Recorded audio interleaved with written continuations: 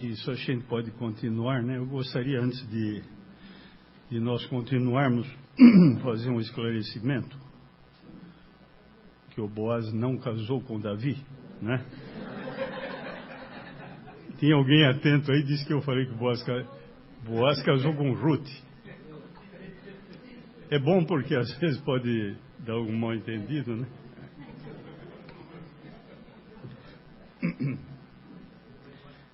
Pessoal, a gente viu então que Samuel foi o último juiz, né?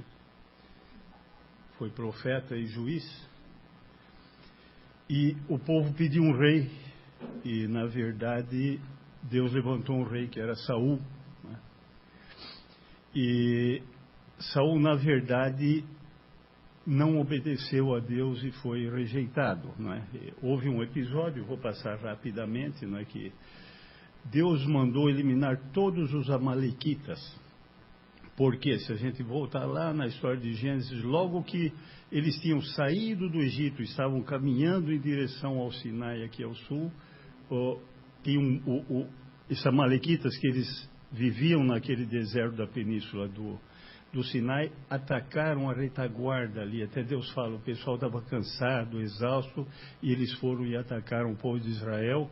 E Deus falou, esse povo vai ser exterminado da face da terra. E essa ordem foi dada para Saul, mate todos, inclusive os animais, né? Era para morrer todo mundo. Aí tem muita gente que vai questionar, mulheres, crianças, mulheres grávidas, bebezinho. Nós não vamos entrar nos detalhes, a gente já viu alguma coisa aqui, na verdade é Deus que mata todo mundo de maneiras diferentes. O que eu estou querendo dizer com isso? A hora do nascimento, a hora da morte, a maneira com que o indivíduo morre, tudo é determinado por Deus. Nós não achamos absurdo o indivíduo morrer doente, velho, mas achamos um absurdo quando uma criancinha é assassinada. Deus sabe por quê. Não vou entrar nos detalhes, mas voltaria a recomendar aquelas palestras que o Juliano fez a respeito do aborto e da santidade da vida humana, antes da gente começar a criticar esse tipo de atitude, e ouvir aquilo lá. Aquelas palestras vale a pena e estão no site da igreja, né? Deus mandou exterminar todo mundo. O que acontece é que quando Samuel chegou, eles tinham trazido vivo o rei dos amalequitas, Agag, e uma boa parte do gado, o melhor do gado, né? Então até é interessante que quando Saul chega para o Samuel e fala, cumpri a ordem do Senhor, eu fiz o que Deus queria. Samuel pergunta, o que eu estou escutando, esse mugido aí, o que é isso? Não, é que o povo quis trazer o melhor do gado para quê? Para fazer sacrifício para o Senhor. Aí já arrumou a desculpa, nós vamos agradar o Senhor, vamos fazer sacrifício. O que falou o Samuel? Não, o Senhor te rejeitou. É interessante que o Saul fica tentando dar desculpas. Ele tenta se justificar quando Samuel chega. E é interessante que aí quando Samuel vai embora, depois nunca mais ele volta a ver Saul, Saul ainda chega e agarra na capa dele e rasga, né? Samuel fala, olha, isso aí, o seu reino vai ser, esse reino vai ser rasgado ou tirado de ti, né? Então nós vemos esse episódio, eu gostaria de chamar a atenção aí, porque daí Deus coloca Davi no lugar. Não vamos esquecer que Saul reinou 40 anos, de 1050 a 1010 antes de Cristo. Eu só gostaria de ler esse versículo do capítulo 16 de 1 Samuel, que é sempre importante a gente ter em mente. Ele foi escolher, então o Jessé foi trazendo os filhos, né? Logo o primeiro filho, né? Eliabe, né? Primeira coisa, ele chamou Eliabe, né? É interessante que o Samuel falou, certamente está perante o Senhor o seu ungido. Pela aparência do Eliabe, o Samuel falou, esse aí tem uma aparência de rei. Tem que ser esse mesmo. O que Deus falou? Versículo 7, 1 Samuel 16, 7. Porém o Senhor disse a Samuel, não atentes para a sua aparência, nem para a sua altura, porque o rejeitei, porque o Senhor não vê como vê o homem. O homem vê o exterior, porém o Senhor o coração. Deus vê o coração. Então Deus conhecia o coração de Davi. A aparência de Eliabe era muito melhor. Daí passaram os 7, não era nenhum, daí acabou sendo o Davi, né? Logo depois, no capítulo 17, vem a história do Golias, que também não vou passar, que era um gigante, e o Davi foi lá. E é interessante que o Davi deveria ter, nessa época, menos de 20 anos. Por quê? Os irmãos foram à guerra, e ele não, né? Só podiam ir à guerra os que tinham mais de 20 anos. Ele não foi à guerra. No fim, foi lá, foi falar com Saul, pôs a armadura do Saul, não conseguia nem se mexer, né? Tirou a armadura. No fim, ele foi lá e matou o gigante com aquela pedra que pegou aqui, né? Bem entre os olhos, né? Então, daí ele ficou conhecido. Ele, na verdade, ele até participava ali da corte, mas era um indivíduo que Deus nem conhecia ali, que Deus não, o Saul nem conhecia, mas depois ficou conhecido, matou o gigante. Daí ele começou a ficar importante perante os olhos do povo. E é interessante que várias vezes, 2 pelo menos, bem caracteristicamente, ele poderia ter matado Saul, porque Saul passa a persegui-lo. Por quê? Porque o povo gostava de Davi. Saul, no fundo, ficou com ciúme e tinha medo de que ele fosse ficando cada vez mais importante, então ele perseguia Davi. 2 vezes Davi podia ter matado, mas deu ordem para os jovens: não podemos tocar porque ele é ungido do Senhor. Não encosta nele. Até ele explica para os homens: vou saber, um dia pode ser que ele morra, fica velho, uma doença, ou ele vá para uma guerra e morra, mas eu não vou encostar no ungido do Senhor, eu não mexo. Tanto que depois o indivíduo que veio contando o papo que tinha matado, ele mandou matar. Não podia encostar no ungido do Senhor. Só uma ressalva: eu já ouvi várias vezes na televisão que o pastor é o ungido do Senhor. Tomar um pouquinho de cuidado com isso. Nem todos os pastores são ungidos do Senhor. Este Saul era. Não vamos chegar agora porque eu faço um curso aí, olha, eu sou ungido do Senhor. Todo o respeito com os líderes, sem a menor dúvida. Mas não vamos confundir as coisas e nem usar essa expressão aqui, ungido do Senhor. Esse tinha sido ungido por um profeta, Samuel, porque Deus falou: é este aí. Aí a coisa estava bem clara, só para a gente tomar um pouquinho de cuidado. No final de 1 Samuel, tem aquele episódio, depois que o Samuel vê que a coisa está preta ali em relação aos filisteus, ele acaba tentando falar com Deus e não consegue.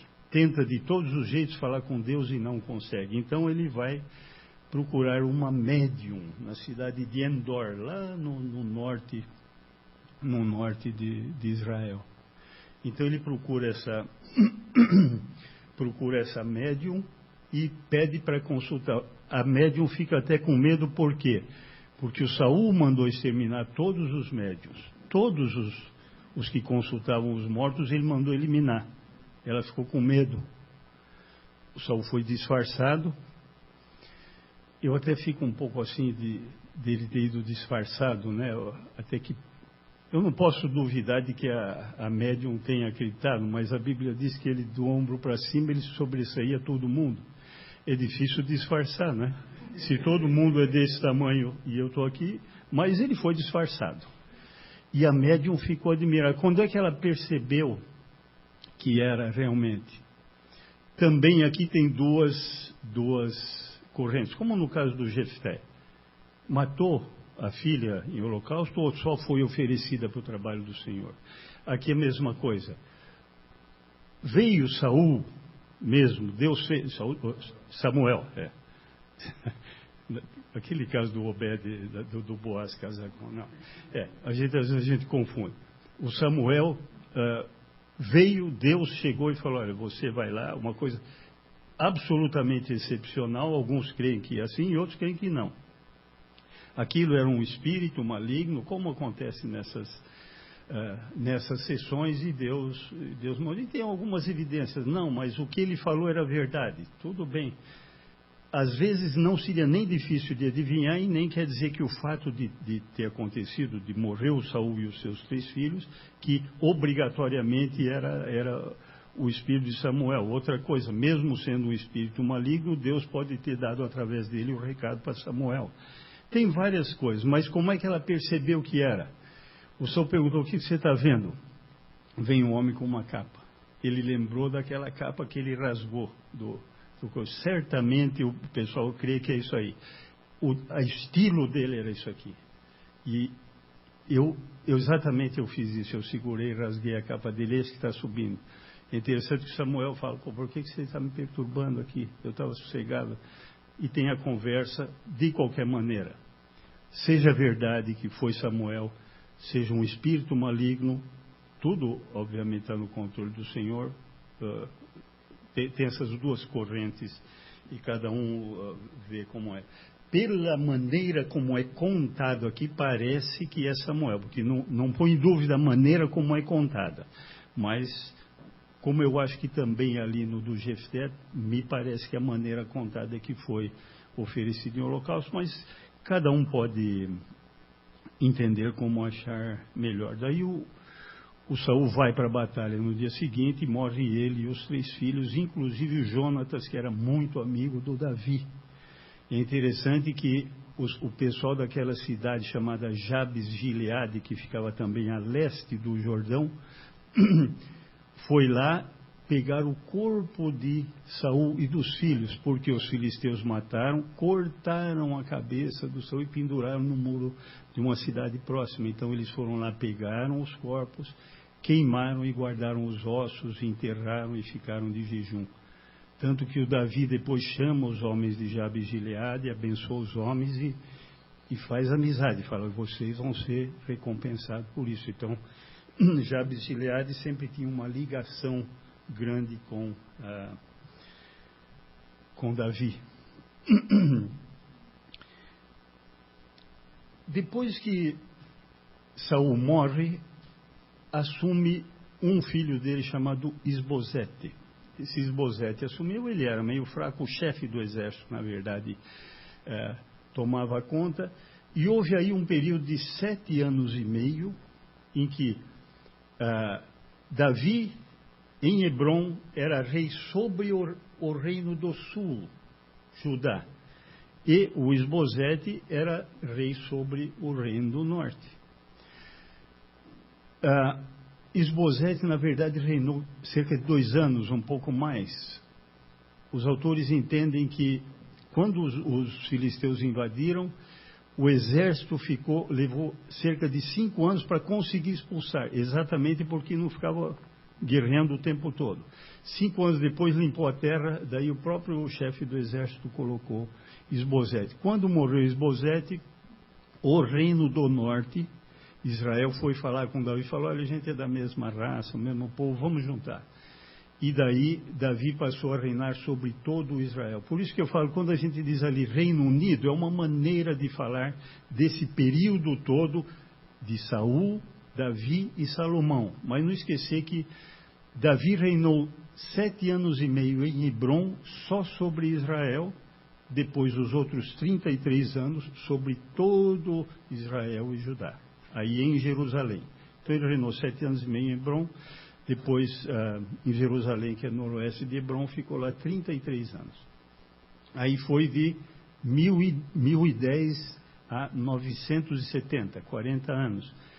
Saul tinha ido de 1050, aí acabou a época dos juízes, Samuel, 1050 a 1010, Davi, 1010 a 970, e depois de 970, 930, 931, como a gente tem colocado, porque o ano não quer dizer que é exatamente o ano inteiro, passou alguns meses, podia ser 39 anos e alguma coisa, a gente fala 40. E depois, então, de 970 a 931, foi o Salomão, né? Um episódio importante aí é o caso de Batseba. Batseba, uma vez o Davi estava no palácio e ele viu a Batseba. Cobiçou a Batseba e chamou para o palácio. O marido da Batseba era Urias, o Eteu ou o Hitita, né? Ele era um Hitita, marido dela, ele estava na guerra. Então ele chamou a mulher, teve relações com ela e ela engravidou. O que acontece? Ela foi para a casa dela e o Davi manda chamar Urias. Ele fala, eu chamo Urias, ele vai para casa, dorme com a esposa e vai pensar que o filho é dele, né? Tá bom. Só que o Urias volta e fica na frente do palácio, dorme ali. O Davi vai, mas por que você está aqui? Vai para sua casa. Ele falou, não, os meus companheiros estão lutando lá e eu vou para minha casa? De jeito nenhum, não vou ficar aqui. O Davi dá uma carta para o próprio Urias, obviamente fechada, selada, né? Para o comandante do exército. Põe o Urias onde a batalha é mais difícil para ele morrer. E o comandante faz isso, o Urias vai e morre. Esse filho, daí o Davi então chama Batseba, quer dizer, adultério, assassinato. Ele dormiu com a mulher de Urias e mandou matar Urias, textualmente mandou matar, escreveu uma carta para o comandante do exército, que ele mandou pela mão do inimigo, mas ele mandou matar ali. Daí ele vem em casa com a Batseba, mas aquele filho morre. Morre. Só que a Batseba depois vai ser o quê? Mãe do Salomão. Se vocês lerem lá em Mateus capítulo 1, fala que Salomão, que é filho de Davi, da que fora mulher de Urias. Que ela tinha sido mulher de Urias. Naquele adultério, aquele filho morreu, mas depois nasceu o Salomão. Isso está lá no primeiro capítulo de Mateus. Até uma história interessante, porque o Natan vai e chama a atenção do Davi. É interessante que ele conta toda uma história. O camarada era riquíssimo, tinha rebanhos enormes. Ele recebe uma visita e manda pegar a ovelhinha de um pobre ali, que só tinha uma ovelhinha para preparar comida para a visita. Então o Davi fica furioso. Esse camarada tem que morrer. O Natan fala, é você. Exatamente. Você tinha tudo o que você queria, todas as mulheres que você queria, e você foi pegar do outro. É interessante a reação dele. Primeira coisa, pequei contra o Senhor. Completamente diferente da reação do Saul, que fica dando desculpa. Ele não deu desculpa nenhuma. Pequei. Primeira coisa. E daí Deus fala das consequências. Natan fala, tudo bem, você não vai morrer, Deus já te perdoou, mas seu filho vai morrer. As consequências vieram. Isso então aconteceu com a Batseba. É interessante um outro episódio também que merece destaque aí, é do Amnon. O Amnon era filho de Davi, irmão de Absalão. Absalão era o mais velho. A gente já falou aqui no Absalom, pai da paz, não é? E os dois eram filhos de Davi, mas de mães diferentes. Porque Davi teve uma opção de mulheres, mães diferentes. Mas eram irmãos por parte de pai, o Absalão e o Amnon. E o Absalão tinha uma irmã chamada Tamar. Essa sim era irmã do Absalão, de pai, Davi, e de mãe também. Só que o Amnon forçou e teve relações com essa irmã chamada Tamar. É interessante que Amnon, eu fui ver, quer dizer fiel. E ele que fez isso aí, né? De fiel não tinha nada. Ele foi e forçou a sua irmã. Essa Tamar, só como usar Tamar quer dizer palmeira, daí que vem a palavra tâmara, essa palmeira aqui da tâmara, daí que vem Tamar vem dessa planta, tâmara vem dessa planta. Esse Absalão ficou zangado, esperou um pouquinho, foi e matou o Amnon. Davi ficou chateado com ele também, ele fugiu. Depois de alguns anos ele volta, é recebido pelo Davi, tudo bem, mas daí ele se revolta contra o Davi. Esse Absalão arruma um exército e luta contra o Davi. Depois lá na batalha ele fica preso nos galhos da árvore lá, de uma árvore, ele é morto, Davi fica chateado, leva uma bronca até do chefe do exército, né? Porque o chefe do exército fala, bom, acabamos de derrotar o inimigo, você fica aí com ar de defunto, o que o povo vai falar? O pessoal lutou por você e agora você fica desse jeito? Então ele foi lá agradecer aquele negócio todo, mas foi difícil porque ele perdeu. Ele tinha perdido o Amnon, porque o Absalão matou. O Absalão foi contra ele e acabou morrendo também nessa batalha. Tem um outro filho que era chamado de Adonias, e é muito interessante. Vamos ver logo no comecinho do primeiro livro de Reis. Numa das pregações eu falei sobre isso aqui, mas vale a pena a gente ler de novo. A gente vê, esse aqui na verdade era o quarto filho, mas a gente, naquela pregação a gente falou dos 3 primeiros, aqui não vamos entrar em detalhe. Em 1 Reis 4:5 fala, então Adonias, filho de Agite, se exaltou e disse, eu reinarei, providenciou carros e cavaleiros e 50 homens que corressem adiante dele. Então ele arrumou um exército e 50 homens que estavam junto. Olha o versículo 6. Jamais seu pai o contrariou, dizendo, por que procedes assim? A gente até comparou com aquilo que em Provérbios fala, que é a criança deixada a si mesmo. O que acontece? Não pode deixar. O pai tem que dar diretriz. Aqui, o que o pai fez com Adonias? Nunca repreendeu o Adonias. Quer dizer, faça o que você quer. E o que ele quis? Quis tomar o trono do pai. Então, isso é importante a gente ter em mente para ver a importância de vocês. Não pode ter isso, jamais seu pai o contrário. Os limites são extremamente importantes na educação dos filhos, para o bem dos filhos. A gente sabe que ele foi, daí tentou usurpar o trono, mas Davi confirmou Salomão. Salomão foi confirmado no trono. Mas aí o Adonias ainda bobeou, Salomão mandou matar. Acabou mandando matar. Eu gostaria de... O capítulo 3 de Reis, e só como curiosidade, aquela parte que ele pede sabedoria para Deus, é extremamente importante. Eu gostaria de chamar a atenção aqui no capítulo 6, que fala do templo. Nós já lemos esses versículos, só chamando a atenção. No 1 Reis 6:1 fala, no ano 480, depois de saírem os filhos de Israel do Egito.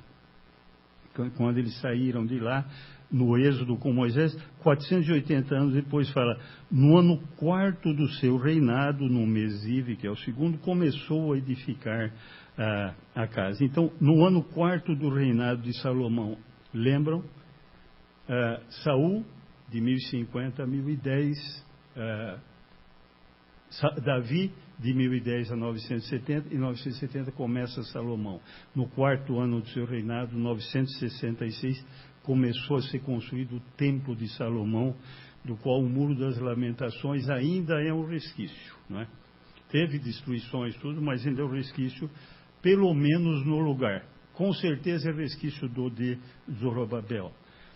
Aí começou em 966, levou 7 anos, se vocês forem ler no capítulo 6, no versículo 37, no ano 4º, se pôs o fundamento da casa do Senhor no mês de Ziv, e no ano 1º, no mês de Bu, que é o 8º, se acabou a casa com todas as suas dependências, tal como devia ser. Salomão levou 7 anos, então começou no ano 4º, acabou no ano 11º. O primeiro, então, foi em 959. 966, era o 4º ano que ele começou a reinar. Em 970 foi até o 11º, que era 959. Eu gostaria de chamar a atenção para uma coisa, sem querer exagerar nisso, mas uma coisa que me chama muito a atenção nessa história é o versículo 7, capítulo 6, versículo 7. Certamente tem um motivo para estar aí, e eu acho que a gente deve pensar um pouquinho nisso. Edificava-se a casa, casa era o templo, ele está falando do templo, começou no capítulo 1, edificava-se a casa com pedras já preparadas nas pedreiras, de maneira que nem martelo, nem machado, nem instrumento algum de ferro se ouviu na casa quando a edificavam. Interessante aquele templo todo, eles viam como tinha que ser a pedra e talhavam a pedra lá, traziam pronta. Não é, traz aqui a gente corta e edifica. Não. O que eles quiseram? Aqui onde vai ser construído o templo, nós não vamos fazer barulho. Assim, deixa lá. Claro que hoje não tem templo. O templo somos nós somos o templo. Tem igrejas que ainda falam, aqui é o templo, estamos construindo o templo. Nós sabemos que o templo são as pessoas onde o Espírito Santo habita, não temos mais templo.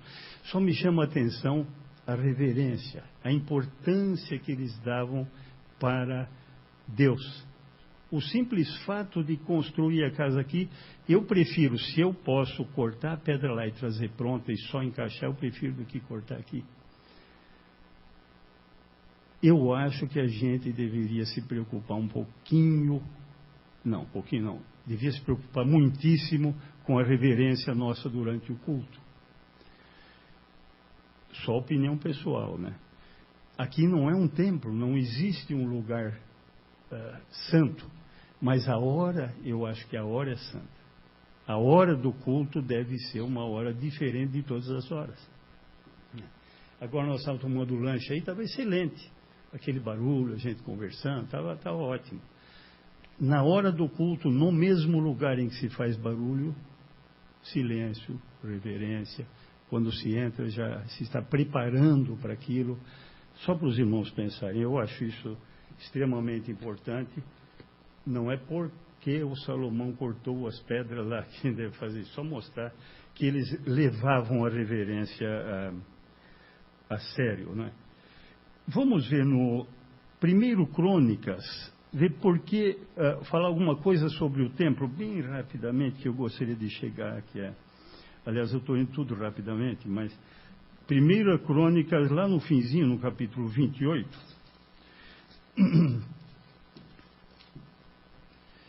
aí explica por que o Davi queria construir o templo, né? Ele queria. Olha aqui no 1 Crônicas 28, 2, o Davi falando para o povo, pôs-se o rei Davi em pé e disse, ouvi-me, irmãos meus e povo meu, era meu propósito de coração edificar uma casa de repouso para a arca da aliança do Senhor, para o estrado dos pés e assim por diante. Eu queria edificar um templo. Versículo 3, porém Deus me disse, não edificarás casa ao meu nome, porque és homem de guerra e derramaste muito sangue. Você guerreou, matou muita gente, não é você que vai fazer. O versículo 6, e me disse, teu filho Salomão é quem edificará a minha casa e os meus átrios, porque eu escolhi para filho e eu lhe serei por pai. Então, Salomão não pôde, ele guerreou demais, Deus falou, você não. Mas mesmo assim o Davi juntou bastante coisa. Se vocês forem no último capítulo de 1 Crônicas, é o Davi falando, ele conclamou todo mundo, preparou muita coisa. Olha o versículo 2, eu, pois, com todas as minhas forças, já preparei para a casa de meu Deus ouro para as obras de ouro, prata para as de prata, bronze para as de bronze, ferro para as de ferro, e madeira para as de madeira, pedras de ônix, pedras de engaste, pedras de várias cores, e mosaicos, e assim por diante. Ele vai falando, eu separei tudo isso aí. No 3, e ainda porque amo a casa de meu Deus, o ouro e a prata particulares que tenho dou para a casa do meu Deus, e assim por diante. E o povo deu muito. Aqui fala no versículo 9, fala, o povo se alegrou com tudo que se fez voluntariamente, porque de coração íntegro deram eles liberalmente ao Senhor. É interessante isso aí. Voluntariamente, deram muito voluntariamente. E essa é a oferta que tem valor, não a oferta que a gente fica pedindo, implorando, tira mais um pouco. Não, voluntariamente. É interessante essa expressão que tem aqui na oração de Davi, no versículo 14, não é? Fala, porque quem sou eu? E quem é o meu povo para que pudéssemos dar voluntariamente essas coisas? Nós não somos nada para que a gente pudesse fazer isso. Porque tudo vem de ti e das tuas mãos tu damos. Nós temos que ter essa ideia. Tudo que nós damos para Deus, nós estamos dando do que é dele. Dele. E às vezes a gente fica, não, mas qual é o mínimo que eu posso dar para não ficar mal? Não. Qual é o máximo que eu posso dar? Ainda sobra bastante para minha família. Quer dizer, mas isso tem que ser do coração. Do coração. Os irmãos daqui já sabem que aqui, quem ficou aqui anos sabe que nunca foi pedir dinheiro. E espero que nunca seja. tem que vir do coração. Mas essa posição eu acho extremamente importante. Tudo vem de ti e das tuas mãos tu damos. Nós estamos dando alguma coisa com a tua mão. Porque ele fala, quem sou eu e quem é o meu povo para dar isso aqui voluntariamente? Não somos nada. Né? Como Deus fala, minha é a prata, meu é o ouro. Eu é que faço as coisas. Então, se a gente tem dificuldade na contribuição, orar para que Deus mova o nosso coração. Não ficar insistindo para o outro, para que Deus mova o nosso coração. Né? Para as coisas de Deus, né? Isso que é importante. No final, ainda já de Reis, no capítulo 11, segundo Reis, fala da idolatria de Salomão. Salomão, no final da sua vida, ele teve muitas mulheres. E as mulheres de outras nações. E elas vieram com os seus deuses, ele acabou fazendo altares para esses deuses e acabou adorando deuses estranhos e se tornou idólatra. Pelo menos na parte histórica, fala de Salomão como tendo sido um idólatra. Deus, quando aparece pela terceira vez, apareceu 3 vezes para Salomão, dá uma bronca nele e fala, depois de tudo que eu fiz, olha o que você está fazendo. Né? Aí, acabou Salomão. Vamos lá para o primeiro livro de Reis, só quero chamar a atenção ali, que no capítulo 12, então, aí começa a falar, nós acabamos o reino unido e passamos para o reino dividido. Vimos os patriarcas em Gênesis, depois Êxodo, Levítico, Números, Deuteronômios, falando do Moisés, a saída, no comecinho tinha a escravidão, a saída, Josué, falando da conquista, principalmente os 11 primeiros capítulos falam das campanhas militares, depois aquele período infeliz de Juízes, que levou entre 300 e 350 anos, Ruth estava encaixada ali, daí esses 3 livros duplos vão falar do Reino Unido, do Reino Dividido e da saída para o cativeiro. Acabamos de falar do Reino Unido, Saul, Davi, Salomão. Aí morre Salomão, o que acontece? É muito interessante esse pedaço aí. O filho do Salomão chamava Roboão, né? E o pessoal foi lá falar com o Roboão, falou, olha, o Salomão foi muito duro com a gente, cobrava muito imposto. Era difícil para sustentar o Salomão. O Salomão foi riquíssimo, tinha demais, né? Construiu vários palácios, ficou muitos anos construindo coisas. Então, Salomão realmente foi pesado. Então, nós queríamos agora de você que aliviasse um pouquinho. O que acontece com Roboão? Roboão foi ouvir os conselheiros de Salomão, do pai dele, velhos. Eles falaram, faz isso que o povo está falando. Alivia um pouco. Está pesada a carga. Alivia que eles vão, para o resto da vida, eles vão ficar do seu lado. Faz isso que eles estão falando. O que fez o Roboão? Foi escutar, dizer os jovens da idade dele que foram criados com ele. O que eles falaram? Fala para ele o seguinte, Salomão foi duro, eu vou ser muito mais. Eu vou apertar mais ainda. E quem ele ouviu? Ouviu os colegas da mesma idade e desprezou o conselho dos mais velhos. Foi e falou isso para o povo. A tribo de Judá, que era dele mesmo, a de Roboão, é da tribo de Judá que vem o Messias, que vem Davi, Salomão, Roboão e assim por diante. E a tribo de Benjamim, que era pequena, foi bastante ajudada ali por Davi e tudo. Essas tribos ficaram no Reino do Sul. Aí o reino se divide. 10 tribos foram atrás de um outro indivíduo chamado Jeroboão. Então aí começa o reino dividido. O Reino do Sul, Judá, capital, Jerusalém. Reino do Norte, Israel, capital, Samaria. Então o Reino do Sul ficou com a linhagem de Davi. Davi, Salomão e Roboão. O Reino do Sul, Judá, capital, em Jerusalém. O Reino do Norte, não. Foram com Jeroboão, que não era parente do Davi, do Salomão. 10 tribos, tirando Judá e Benjamim, as outras 10. Reino do Norte, Samaria. Eu gostaria só de chamar a atenção para uma coisa importante, depois, pode ser que passe 1 ou 2 minutos. Vamos abrir aí em 1 Reis 12. Quando o reino foi dividido, obviamente o templo de Salomão, que é em Jerusalém, ali perto, a gente já viu que era ali nas colinas de Moriá, onde o Abraão ofereceu Davi, ali perto. E hoje tem uma mesquita, né? Mesquita de Omar ali. Esse é um problema danado, que eles ficam brigando até hoje, que essa mesquita está bem ali no morro do templo, onde era o templo mesmo. E então, depois que dividiu, o templo continuou, era ali em Jerusalém, continuou com as tribos de Judá e Benjamim. E o Jeroboão, que ficou com as outras 10 tribos do Reino do Norte, ele pensou o seguinte: se o pessoal começar a ir lá para Jerusalém fazer os sacrifícios, eles vão acabar pulando para o lado do Roboão. Eles vão ficar fiéis ao rei de lá, vão fazer amizade com o pessoal lá, então não posso permitir isso. O que ele fez? Fez 2 bezerros de ouro. Um ele pôs em Betel e outro em Dan. Vocês lembram que eu falei de Dan e Berseba, né? Dan é bem no extremo norte e Berseba no extremo sul.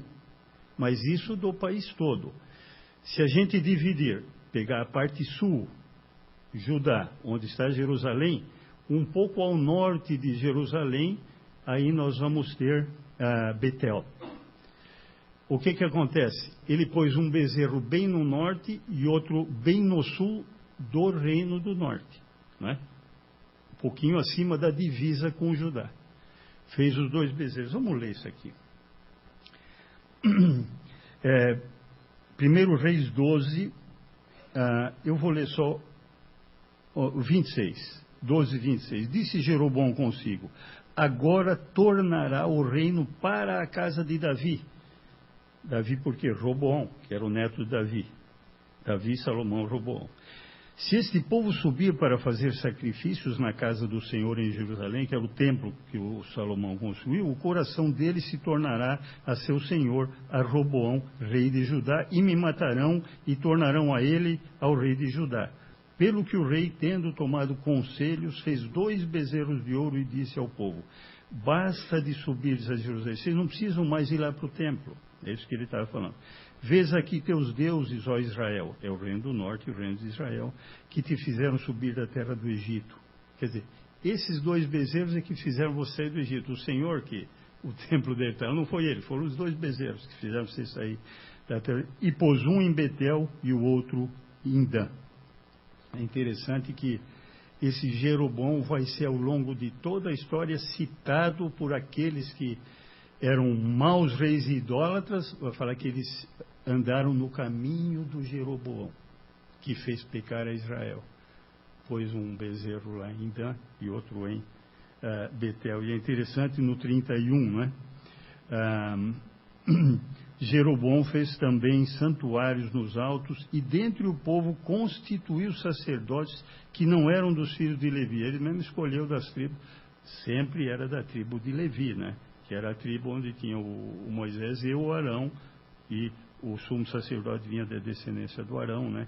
Tribo de Levi. Fez uma festa no 8º mês, no dia 15º do mês, igual à festa que se fazia em Judá, sacrificou no altar e E assim ele continua. É interessante isso. Ele fez 2 bezerros e fez pecar a Israel. Como nós estamos no horário, na próxima semana, eu quero ver se a gente vai rapidamente, a gente já vai ver uma profecia aí sobre isso e vamos ver se a gente consegue terminar domingo que vem, né? Eu sei que estou passando rapidamente e só chamando a atenção para alguns pontos, mas é fundamental a gente ter uma ideia da história de Israel. Espero que todo mundo, quando acabar, lembre das 9 fases, os 9 períodos, das figuras centrais de cada fase e um pouco das datas. Algumas datas vocês deveriam saber, como essa que eu tenho repetido do Reino Unido e Reino Dividido. O Reino Unido começou em 1050, foi até 931. Aí começa o Reino Dividido. O Reino do Norte foi tomado pela Síria em 722, o Reino do Sul pela Babilônia em 586. Essas datas é bom a gente ter em mente. Tem algumas datas que a gente tem que decorar. Como tem uma coisa que tem saído aí na internet do marido que quer entrar no computador e não entra, pergunta para a mulher, você mudou a senha? Mudei. Poderia me dizer qual é? É simples. É a data em que nos conhecemos. Pronto. Está roubado. Então, eu posso dizer com tranquilidade, eu tenho a data de namoro, de noivado, de casamento e nunca esqueci. Mas tem gente que vai ficar numa dificuldade terrível se for essa a coisa. Então tem datas que nós não podemos esquecer. Se vocês esquecerem a data de quando conheceram a esposa, tudo bem. Mas não esqueçam essas. Vamos ficar firmes nessa data. Bom, vamos agradecer.